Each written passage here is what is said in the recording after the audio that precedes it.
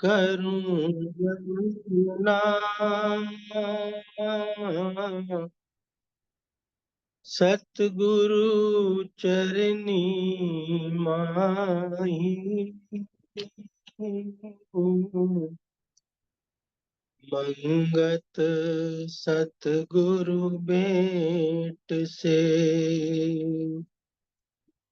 फिर गर्व नहीं आई। बार बार करूं वंदना सतगुरु चरनी माही। मंगत सतगुरु भेंट से फिर गर्व नहीं आई। सभी पूज्य प्रेमियों, सभी माताओं के चरणों में दास का प्रणाम। सभी को सादर ओम ब्रह्म सत्यम सर्वदा।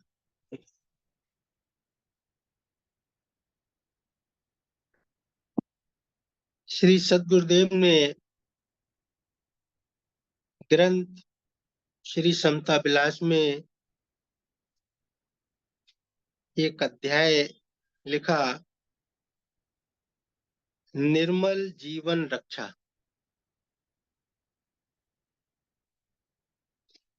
ये अध्याय शायद इसलिए लिखा है कि जीव से मुख्य रूप से दो गलतियां हुई। पहला, कह रहे हैं कि अपना जो उसका वास्तविक स्वरूप था, जीव उसको भूल गया, अपने वास्तविक स्वरूप को। और दूसरा, अपने स्वरूप को भूलकर मिथ्या अहम में फंस गया, देह को अपना स्वरूप मान लिया और सारा जीवन फिर इस गलती का शिकार हो गया, इस गलत फहमी का शिकार हो गया, इस अज्ञान का शिकार हो गया। और फिर इसी भ्रम में हमारा सारा जीवन व्यतीत हो जाता है। ईश्वर भक्ति का मार्ग, अध्यात्म का मार्ग, गुरु भक्ति का मार्ग हमको यही ज्ञान देता है, यही सिखाता है कि जीव पुनः इस भ्रम से छूटकर अपने वास्तविक स्वरूप को जान ले। कह रहे हैं गलती क्या हुई। कह रहे हैं, वाणी कह रही है कि झूठ देही संग आपा पाई, देह के भोग में आबे जाई। झूठ देही संग आपा पाई, हमने झूठ देही को अपना स्वरूप मान लिया, उसमें आपापन, अपनापन मान लिया उसको। ये मिथ्या है, झूठ है। और इसका परिणाम क्या हुआ। कह रहे हैं कि ये जो देह है, बिनसन हार देही का जाल, ये जो धोखा हुआ है, उस नाव पर हम सवार हो गए जो तीन काल नाश होने वाली। बिनसन हार देही का जाल, तिसका मोह रूप जमकाल। इस देही का जो मोह है, जो इससे लगाव है, वो कह रहे हैं जम काल का स्वरूप है। अगर इससे हमारा मोह बढ़ रहा है, इससे आपा आपा मत बढ़ रहा है इस देह से, तो इसका मतलब कि हम मृत्यु की तरफ जा रहे हैं, जम की तरफ जा रहे हैं। लेकिन होता क्या है, जब कोई सत्पुरुष पीछे नहीं होता है तो उसका परिणाम ये होता है कि ईश्वर भक्ति के मार्ग पर चलकर भी आप हम देखें संसार में, समाज में लोग ईश्वर भक्ति के मार्ग पर चलते हैं, लेकिन देह का मोह और बढ़ता जा रहा है, देह परायणता और बढ़ती जा रही है। और उसका परिणाम क्या होता है? उसका परिणाम गुरुदेव हमको बता रहे हैं कि तिसका मोह रूप जमकाल। इसका जो मोह है वो एक तरह से काल के मुख में जाना है। तो जो हमको भय देता है और दुख देता है काल के मुख में जाने का, जब काल हमको दिखाई देता है तो हर व्यक्ति भयभीत होता है।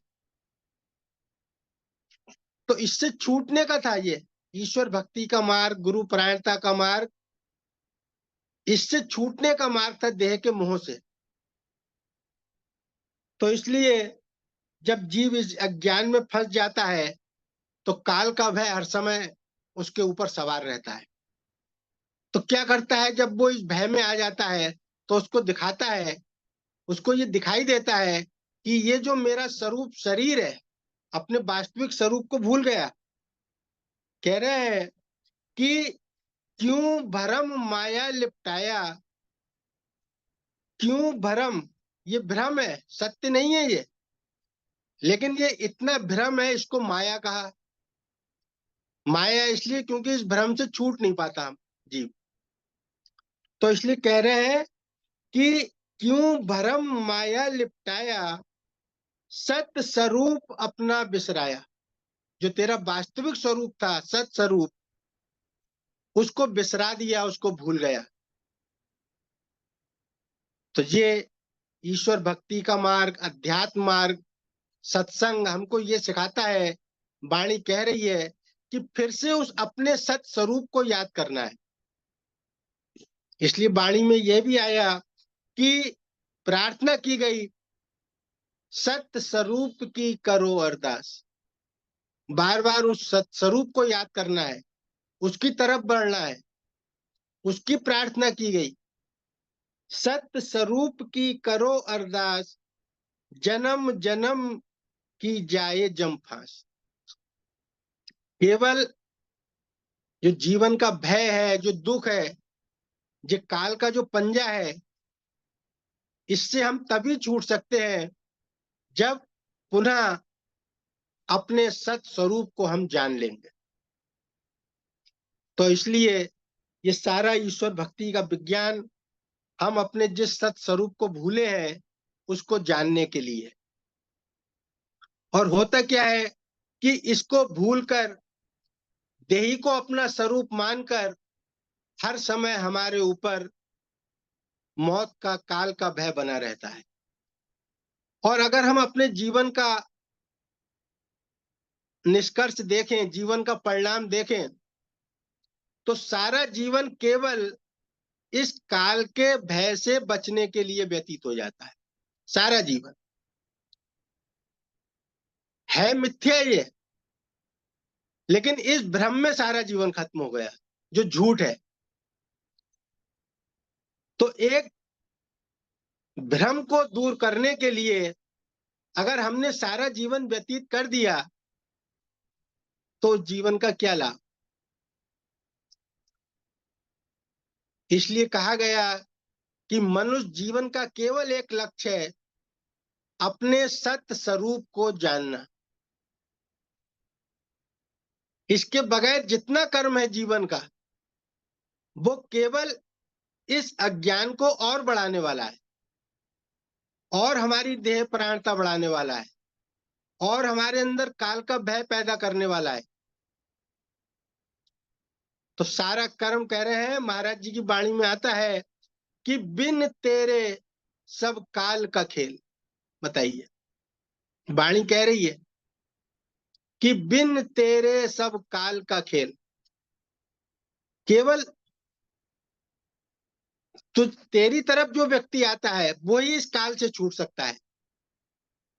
वह सत स्वरूप है, वह अपना वास्तविक स्वरूप है, जिस वास्तविक स्वरूप के लिए कहा कि ईश्वर अंश जीव अविनाशी, चेतन अमल सहज सुख राशि। वह है तेरा स्वरूप। इसलिए महाराज जी कह रहे हैं कि देह का साखी तेरा रूप। तेरा वास्तविक स्वरूप क्या है?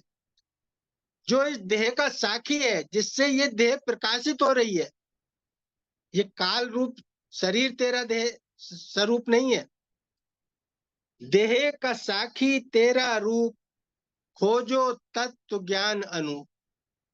उस तत्व ज्ञान को जानने के लिए हम गुरु की शरण में आते हैं। तो इसलिए बड़ा गंभीर ईश्वर भक्ति का मार्ग है। हमारा जीवन किस चीज में खत्म हो रहा है, यही महाराज जी हमको सावधान कर रहे हैं, हमको बचाना चाहते हैं। इसमें निर्मल जीवन रक्षा के कुछ वचन दास सेवा में रख रहा है। कह रहे हैं, यह जीव असली शांति की खातिर शरीर की अंदरूनी और बैरूनी रक्षा करने की खातिर बड़े बड़े तरीके और सामान एकत्र करता है।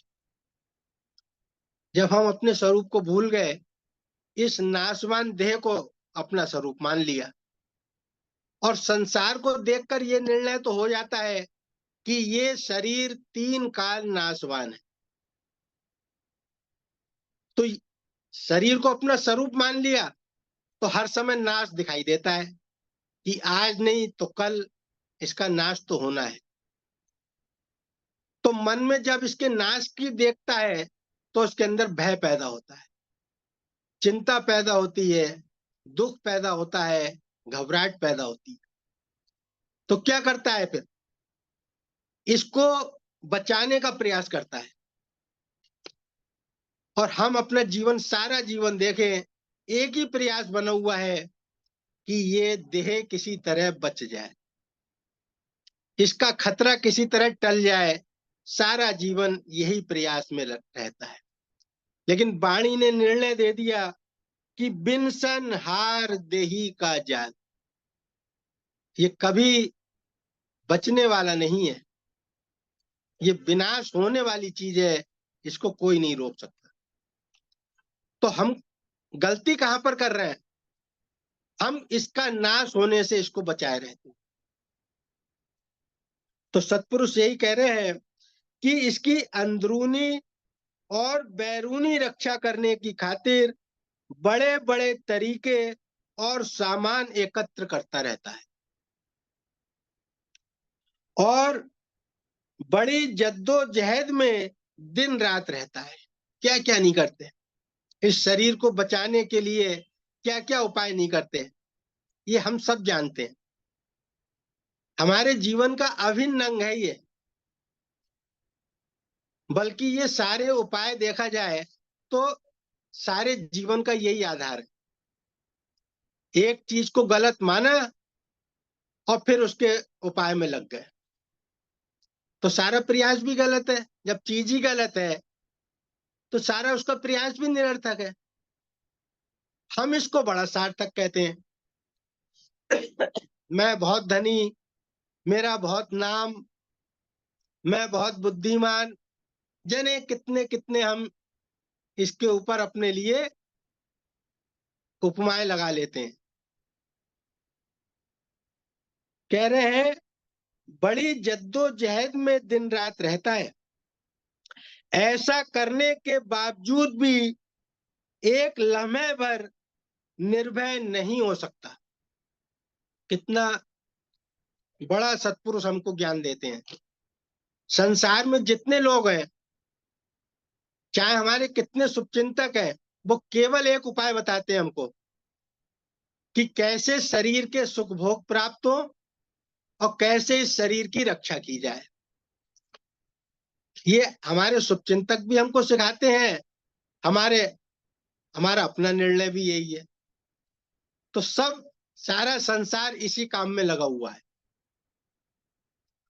लेकिन सत्पुरुष कह रहे हैं, ऐसा करने के बावजूद भी एक लम्हे भर निर्भय नहीं हो सकता है। ये ही दौड़ संसार का रूप है। संसार में इसके अलावा कुछ नहीं हो रहा है। और जिनके अंदर जितना अज्ञान है, जितना भ्रम है, वो उतना तेजी से इस संसार की ओर फैल रहे हैं। और संसार में इसके अलावा कोई कर्म नहीं है। संसार जब कह दिया कि देह मिथ्या सत आत्मा निर्मल सुनो विवेक, देह मिथ्या है, तो जो चीज मिथ्या है उसके लिए सारा कर्म करना, सारा जीवन व्यतीत कर दिया उस मिथ्या के लिए। तो संतों ने इस कर्म को, सारे जीवन के कर्म को एक लाइन में लिख दिया। क्या लिखा? कि जो ना तरे भव सागर नर समाज अस्पाई, सोकृत निंदक मंदमती आत्मा हन गति जाई। इस मिथ्या देह को सत्कर मानी, मिथ्या देह को सत्कर मानी, और इसको सत मानने के कारण सारा जीवन इस पर केंद्रित है, सारा कर्म इस देह पर केंद्रित है, तो सब मिथ्या हो गया। तो इसलिए उन्होंने कहा कि मिथ्या देह के लिए मिथ्या कर्म, तो इसलिए कहा सोकृत निंदक, निंदनीय, मंदमती, मूर्खों वाला, और आत्मा हन गति जाई, आत्महत्या करने के समान है। ये है जीवन का परिणाम। तो इस देह को बचाने के लिए कह रहे हैं कि यही दौड़ संसार का रूप है। शरीर जो समय पर नाश होने वाली चीज है, कितना सरल शब्दों में सत्पुरुष हमको समझा रहे हैं, लेकिन हमारा भ्रम नहीं टूटता। शरीर जो समय पर नाश होने वाली चीज है, इसकी जितनी भी अंदरूनी या बैरूनी रक्षा की जाए, आखिर ये समय पर नाश हो ही जाता है। देख लीजिए, कह रहे हैं कि इसकी कितने यत्न कर लीजिए आप, कितनी इसकी रक्षा कर लीजिए, लेकिन ये समय आने पर नाश हो जाएगा, इसको कोई नहीं बचा सकता। शरीर की, अब ये बता रहे हैं कि हम शरीर की अंदरूनी और बैरूनी रक्षा के लिए क्या करते हैं। तो ये सत्पुरुष बता रहे हैं, लेकिन हम अपना जीवन देखें कि क्या यही सब करते हैं जो महाराज जी बता रहे हैं। कह रहे हैं शरीर की अंदरूनी रक्षा का सार ये है कि नाना प्रकार के पुष्टि पदार्थ स्वीकार करने। हम कहते हैं ना, हमारी इम्यूनिटी बड़ी स्ट्रांग हो जाए, मुझको रोगों का अतिक्रमण ना हो, मेरे ऊपर रोगों का आक्रमण ना हो, तो इसलिए अंदरूनी रक्षा के लिए बड़े उपाय करते हैं। इतने उपाय हम सब जानते हैं, इतने उपाय हैं कि उनका नाम भी नहीं बता सकते। इतने उपाय हैं कि मेरा शरीर अंदर से बड़ा स्ट्रांग हो, ये अंदरूनी उपाय। कितनी औषधियां खाते हैं, कितने खान पान खाते हैं, और बहुत उपाय करते हैं। तो वो कह रहे हैं कि शरीर की अंदरूनी रक्षा का सार ये है कि नाना प्रकार के पुष्टि पदार्थ स्वीकार करने। और बैरूनी रक्षा, बाहर से रक्षा करते हैं। वो कैसे करते हैं? और बैरूनी रक्षा हर एक तरीके की बैरूनी तकलीफात से जो शरीर को बचाना है, यह बैरूनी रक्षा है। बाहर की जो परेशानियों से, मुश्किलों से शरीर को बचाना है, इसको बैरूनी रक्षा किया। सर्दी गर्मी से बचने के लिए बाहर के कितने उपाय करते हैं, मौसम की, बाहर की दुर्घटनाओं से बचने के लिए कितने उपाय करते हैं, बाहर के शत्रुओं से बचने के लिए कितने उपाय करते हैं, बहुत उपाय। अब जितनी ये अंदरूनी और बैरूनी रक्षा सत्पुरुष बता रहे हैं, तो हम अपने जीवन पर निगाह यदि डालें, तो केवल इन दो कार्यों में सारा जीवन व्यतीत होता है, अंदरूनी रक्षा और बाहरूनी रक्षा। जितना बाहर का संसार इकट्ठा करते हैं, वो बैरूनी रक्षा। लेकिन सत्पुरुष कह रहे हैं कि ऐसे यत्न प्रयत्न में सब जीव ही दिन रात लगे रहते हैं। यही काल चक्र का बंधन है। चाहे अंदरूनी रक्षा की या बैरूनी रक्षा की, केंद्र तो शरीर रहा ना। बाहर से शरीर को बचाना, अंदर से शरीर को मजबूत करना। तो जीवन सारा किस चीज पे व्यर्थ हुआ, किस चीज पे खर्च हुआ? केवल शरीर पर। और शरीर के लिए सत्पुरुष कह रहे हैं कि तिसका मोह रूप जमकाल। तो सारा जीवन शरीर पर व्यतीत हो गया, शरीर के मोह पर व्यतीत हो गया। और शरीर के मोह पर व्यतीत होने का सीधा मतलब है कि आप जम की शरण में जा रहे हैं। ये आपको काल खींच रहा है अपनी ओर, जितनी देह प्राणता है, पूरा जीवन। अगले वचन में सत्पुरुष कहते हैं कि सत्पुरुषों ने इस निरर्थक यत्न का विचार करते हुए, देखिए क्या नाम दिया है, ये सारा यत्न निरर्थक। वैद्य धनंतर मर गया और लुकमान हकीम, हाजी गाजी ना बचे, खा गया काल गनी। ये देखते हैं, ना कोई देवी देवताओं का शरीर बचा, ना बड़े बड़े बलशालियों का शरीर बचा, ना बड़े बड़े वैद्य धनंतर और बड़े बड़े हकीमों का शरीर बचा। बताइए। तो ये सत्पुरुष कह रहे हैं कि ये जो सारा प्रयास है, केवल जो शरीर पर हम अपना जीवन व्यतीत कर रहे हैं, सत्पुरुषों ने इस निरर्थक, ये हमें, ये शब्द अलग से नोट हो जाना चाहिए कि जितना हम जीवन इस देह के सुख के लिए व्यतीत कर रहे हैं, देह की रक्षा के लिए व्यतीत कर रहे हैं, इसको कहा निरर्थक यत्न है ये। सत्पुरुषों ने इस निरर्थक यत्न का विचार करते हुए कि जीव अशांति में हर वक्त भयभीत रहता है। कितना हमने यत्न कर ले, और हम कर ही रहे हैं आज तक जितना जीवन हो गया। और भविष्य का जितना प्लान है, जितनी योजनाएं हैं, वो भी शरीर की सुरक्षा के लिए है। हजारों लाखों करोड़ के बीमे और जने क्या क्या इंतजाम करते हैं हम, कि शरीर पर कोई कष्ट आए तो उसका तुरंत उपचार हो जाए। हम सबका यही हाल है, क्योंकि माया इतनी गहरी है, अज्ञान इतना गहरा है कि सब कुछ सुनते हुए भी हम इस देह के अज्ञान से, जिसको कह रहे हैं कि ममता देह अज्ञान इस देह की ममता से हम छूट नहीं पाते। तो कह रहे हैं जीव अशांति में हर वक्त भयभीत रहता है। इस संकट से निर्बंधन होना कैसे हो सकता है? जो काल का संकट है, इससे कैसे निर्बंध होगे? तुम्हारा सोच भी देह परायण था, सोच भी गलत मिथ्या देह की, कर्म भी गलत मिथ्या देह के। ईश्वर भक्ति का मार्ग मिला था, इससे छूटने के लिए ईश्वर की भक्ति में भी हम यही मांग रहे हैं कि प्रभु हमको देह के खूब सुख दो, हमारी हमारी देह का खूब नाम हो, खूब यश हो, खूब आयु बनी रहे।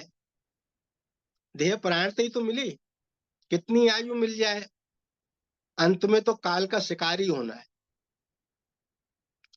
इसलिए संतों ने लिखा,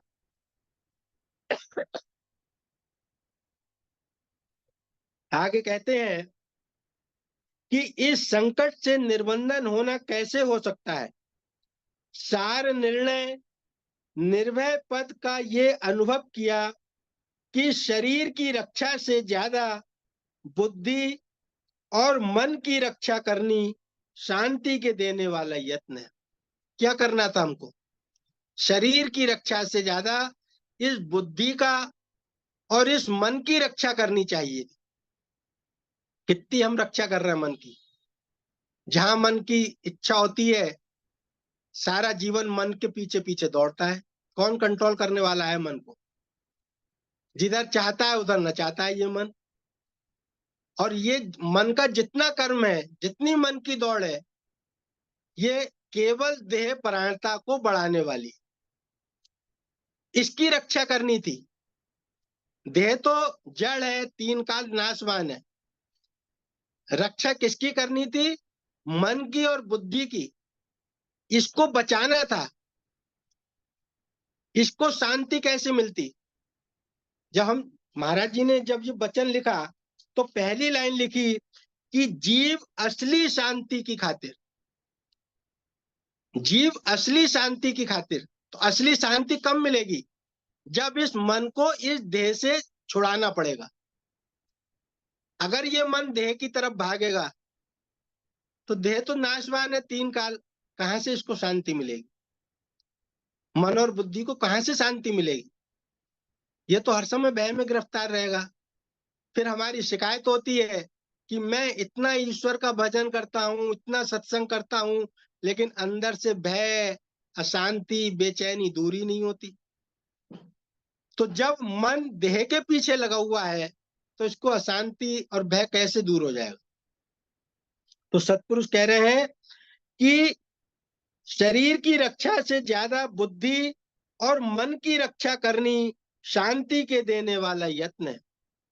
अब एक और महत्वपूर्ण बात सतपुरुष कह रहे हैं कि शरीर की रक्षा तो सहज स्वभाव अंदरूनी व बैरूनी हो ही रही है, जितनी की लाजमी है। ये देखिए कितनी बड़ी बात सतपुरुष कह रहे हैं कि शरीर की रक्षा जितनी आवश्यक है, जितनी लाजमी है, उतनी अंदरूनी और बैरूनी स्वयं हो रही है। देख लीजिए प्रकृति का निजाम। हम जरा सा शरीर के लिए कोई भी काम करते हैं तो हमें लगता है कि मैं बड़ा डाइट ले रहा हूं इसलिए बड़ा स्वस्थ हूं, मैं बड़ी एक्सरसाइज कर रहा हूं इसलिए बड़ा, यानी कितने हम वो लगा लेते हैं। मैं ये औषधि खा रहा हूं, मैं इतने महंगे महंगे पदार्थ खाता हूं इसलिए मेरी इम्यूनिटी बनी है। सतपुरुष कह रहे हैं ये मिथ्या भ्रम है। इतनी रक्षा प्रकृति स्वयं कर रही है। ईश्वर ने ऐसी व्यवस्था बना दी कि जितनी आवश्यकता है इस शरीर की रक्षा के लिए, वो ईश्वर की व्यवस्था से स्वयं हो रही है। बच्चे का जब जन्म होता है उससे पहले हम उसके लिए क्या करते हैं? प्रभु ने सारी व्यवस्था बना दी। उसका जीवन अंदर ही, खाना पीना श्वास सब कुछ चलता रहता है। हम रात को सो जाते हैं, हमारा श्वास चलती है, ब्लड सर्कुलेशन चलता है, सब कुछ चलता है। कौन चला रहा है? तो इसलिए सतपुरुष कह रहे हैं कि शरीर की जितनी आवश्यकता है उतनी रक्षा प्रभु स्वयं कर रहा है। हमको क्या करना था? हमको उस चीज की रक्षा करनी थी जिसकी रक्षा के लिए मनुष्य का शरीर हमको ईश्वर ने प्रदान किया। इसलिए सतपुरुष कह रहे हैं यानी कि अन्न पानी वस्त्र सर्दी गर्मी वगैरह का सही इस्तेमाल, ऐसी भी रक्षा का यत्न करते करते शरीर एक दिन नाश को प्राप्त हो जाएगा। ये शारीरिक जीवन है। ये सारा विज्ञान हमको सिखा रहा है कि एक तो हमने ये धोखा किया कि अपने सही स्वरूप को भूल गए, सत स्वरूप को भूल गए। और दूसरा क्या अज्ञान है कि मैं इस शरीर को चला रहा हूं। तो ये ईश्वर भक्ति का विज्ञान हमारे इस अज्ञान को दूर करने वाला कि मेरा वास्तविक स्वरूप ईश्वर का अंश हूं, मैं उस परमात्मा का अंश हूं, और इस शरीर को चलाने वाला भी वह ईश्वर है, मैं इसको नहीं चलाने वाला। इसी, ये अज्ञान कैसे दूर होता है? निरंतर प्रभु के नाम का स्मरण करने से। ये सारा ईश्वर भक्ति का विज्ञान हमको यही समझाता है कि हम ईश्वर के नाम का सिमरन करें, भजन करें, ताकि ये जो मिथ्या भ्रम हमारे अंदर पैदा हो गया, मैं शरीर हूं और मैं इस शरीर को चला रहा हूं, इस संसार को चला रहा हूं, ये अज्ञान हमारा दूर हो और हम काल के भय से छूट सके। ओम ब्रह्म सत्यम सर्वम।